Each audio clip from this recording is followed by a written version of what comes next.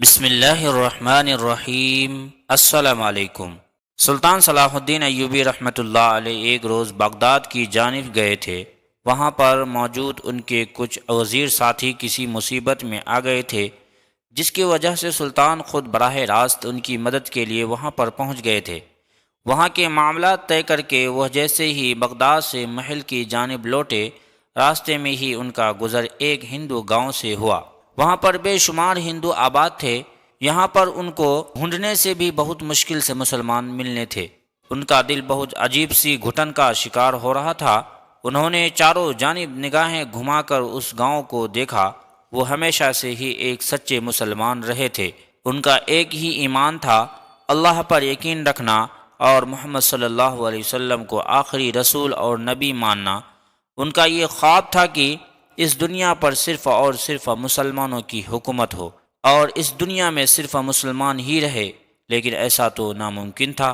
انہوں نے ایک آس بھری نگاہ سے پورے گاؤں کو دیکھا کہ کاش یہ گاؤں مسلمان ہو جائے۔ دل میں حسرت لیے انہوں نے اپنے دل کو قابو کیا اور واپس محل کی طرف روانہ ہونے لگے، لیکن اس سے پہلے ہی ایک سفید لباس میں خود کو ڈھانپے ایک لڑکی ان کے گھوڑے کے بالکل سامنے آ گئی تھی۔ سلطان صلاح الدین ایوبی رحمۃ اللہ علیہ نے برو وقت اپنے گھوڑے کو روکا۔ اگر وہ نہیں روکتے تو یقیناً اس لڑکی کو نقصان پہنچ جاتا۔ ان کے ساتھ ان کی سپاہیوں میں سے 5 سپاہی بھی موجود تھے اور ان کا خاص وزیر بھی ان کے ساتھ تھا۔ سلطان اپنے گھوڑے سے نیچے اترے اور قدم با قدم چل کر اس لڑکی کے پاس آ گئے۔ وہ لڑکی ایسا محسوس ہوتا تھا جیسے کوئی پرنور فرشتہ ہو۔ اس کا لباس بالکل صاف ستھرا تھا۔ اس کی بڑی بڑی آنکھیں اس کے نقاب کے حالے سے جھلک رہی تھی۔ سلطان صلاح الدین ایوبی رحمۃ اللہ علیہ کو وہ لڑکی بہت نیک لگی۔ اس کے پاس جا کر ان کو وہ لڑکی کوئی معمولی لڑکی نہیں لگی، بلکہ ایک پرنور روشنی لگی۔ انہوں نے اپنے قدم اس لڑکی سے چند قدم پہلے ہی روک لیے اور اپنی آنکھیں جھکا کر اس لڑکی سے پوچھنے لگے کہ یہ کیا طریقہ ہے کسی کے گھوڑے کے سامنے آنے کا۔ ان کا لہجہ نہایت نرم تھا۔ اس لڑکی کی آنکھوں میں آنسو تھے۔ وہ بھیگی ہوئی آواز میں کہنے لگی، سلطان معظم، میں دکھیاری ہوں، میرا کوئی نہیں ہے، میری زندگی یہاں کے ظالم پنڈت نے برباد کر دی ہے۔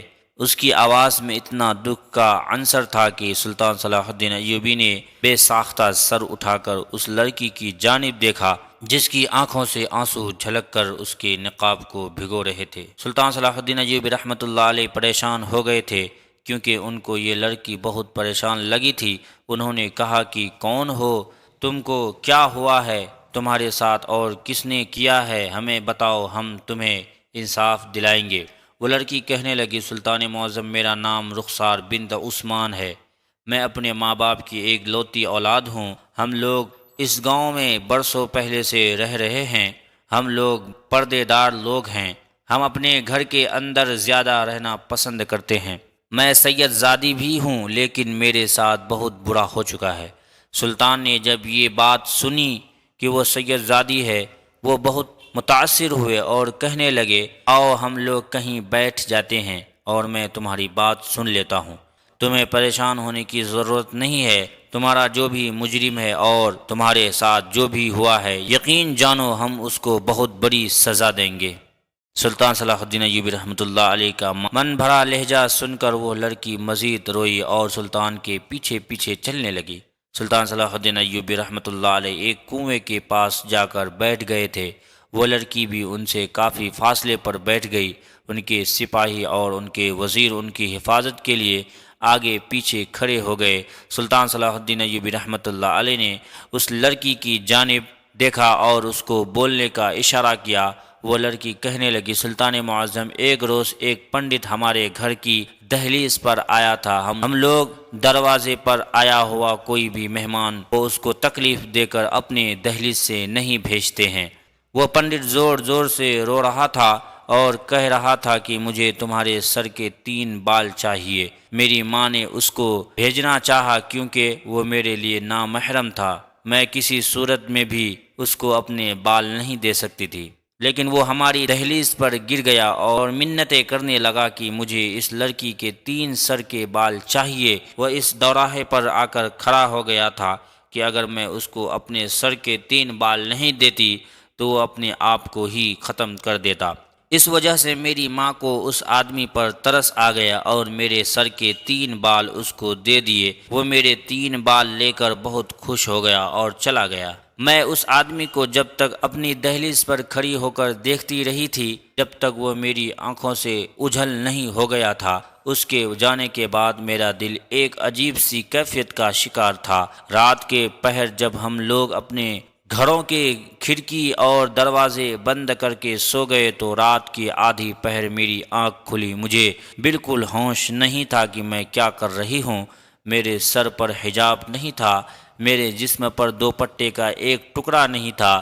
میں بنا اپنے ماں باپ کی پرواہ کیے بغیر اپنے گھر کا دروازہ کھول کر ننگے پاؤں اپنے گھر سے نکل گئی۔ مجھے کچھ علم نہیں تھا کہ میں کہاں جا رہی ہوں۔ یہ سب چیز مجھے صبح اٹھنے کے بعد یاد تھی کہ میں اپنی زندگی میں کیا کر چکی ہوں، لیکن اس وقت ایسا محسوس ہوتا تھا جیسے مجھے کسی نے اپنے قابو میں کیا ہوا ہو۔ میں سیدھا سیدھا چلتی ہوئی اس پنڈت کے پاس پہنچ گئی تھی اور جا کر اس پنڈت کی گود میں سر رکھ کر لیٹ گئی تھی۔ اس کے بعد مجھے یاد نہیں کہ اس پنڈت نے میرے ساتھ کیا کیا، لیکن سلطان معظم، میں نے کبھی بھی ایسا کوئی کام نہیں کیا جس کی وجہ سے میرے ماں باپ کو تکلیف ہو یا ان کی عزت پر آنچ آئے۔ ہم لوگ سید ہیں، ہم لوگ اپنے پردے کا بے انتہا خیال رکھتے ہیں۔ میں تو مر تو سکتی تھی لیکن ایسا کام نہیں کر سکتی تھی، لیکن مجھے یقین نہیں آتا کہ میں ایسا کام کر چکی تھی۔ صبح کے پہر جب میری آنکھ کھلی تو میں ہمارے گاؤں کی ندی کے کنارے پڑی ہوئی تھی۔ وہ تو اللہ کا لاکھ لاکھ شکر تھا کہ اس وقت گاؤں کا کوئی بھی افراد اپنے گھر سے باہر نہیں نکلا تھا، نہیں تو مجھے بہت سے لوگ بے پردہ دیکھ لیتے۔ میں فوراً ہی اپنے گھر کی جانب بھاگی تھی۔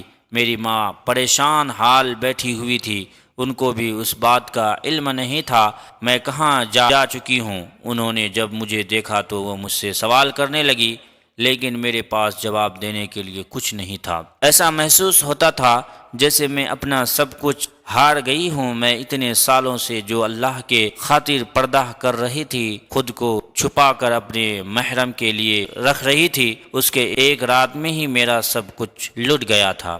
میں برباد ہو گئی۔ میں بالکل چپ ہو گئی تھی، میرے پاس بولنے کے لیے کچھ نہیں تھا۔ میری ماں مجھ سے بار بار سوال کر رہی تھی لیکن میں ان کو کچھ نہیں بتا پا رہی تھی۔ وہ دن میرے لیے کسی اذیت سے کم نہیں تھا۔ اگلے روز ایک بار پھر وہ آدمی ہماری دہلیز پر کھڑا ہو کر میرے 3 بال مانگ رہا تھا۔ میری ماں نے اس کو ڈانٹ پھٹکار کر کے بھیج دیا کیونکہ وہ اس بار میرے بال نہیں دینا چاہتی تھی، لیکن نہ جانے مجھے ایسا کیا ہوا کہ وہ جیسے ہی میری دہلیز سے نیچے اترا میں نے اسے آواز دے کر روک لیا اور اس کو اسی پہر اپنے بال کاٹ کر دے دیے۔ میری ماں مجھے حیرت سے دیکھ رہی تھی لیکن میں اس وقت اپنے ہوش میں ہی نہیں تھی۔ اس کو بال دینے کے بعد میری ماں نے مجھ سے بہت سے سوال کیے۔ وہ مجھ پر چیخ چلائی، غصہ کرنے لگی کہ تم نے اس کو بال کیوں دیے، لیکن سلطان معظم، اس آدمی کو جب میں بال دے چکی تھی اس کے بعد مجھے ہوش آیا تھا، لیکن اس سے پہلے مجھے محسوس ہوتا تھا جیسے مجھے کسی نے اپنے قابو میں کیا ہوا ہو۔ سلطان صلاح الدین ایوبی رحمۃ اللہ علیہ اس لڑکی کی کہانی بہت غور سے سن رہے تھے۔ وہ مزید کہنے لگی، جس طریقے سے پہلی رات میرے ساتھ ہوا تھا کہ میں اپنا ہوش گنوا بیٹھی تھی اور بنا کسی کی بھی پرواہ کیے بغیر اس پنڈت کے پاس چلی گئی تھی، دوسری رات بھی میرے ساتھ یہی ہوا تھا اور دوسری رات میں اپنے گاؤں کے بڑے کنویں کے پاس پڑی ہوئی تھی۔ میرے کپڑے جگہ جگہ سے پھٹے ہوئے تھے۔ میں جب اٹھی تھی تو میرے جسم میں ایک درد کی ٹھیس اٹھ رہی تھی، مجھ سے بالکل چلا نہیں جا رہا تھا۔ ایسا محسوس ہوتا تھا جیسے مجھے جانوروں کی طرح نوچا گیا ہو، میرے وجود کو، میری عزت کو تار تار کیا گیا ہو۔ پنڈت نہ جانے میرے ساتھ ایسا کیا کرتا تھا رات کے پہر کے مجھے علم ہی نہیں ہوتا تھا اور میں اس کے پاس پہنچ جاتی تھی۔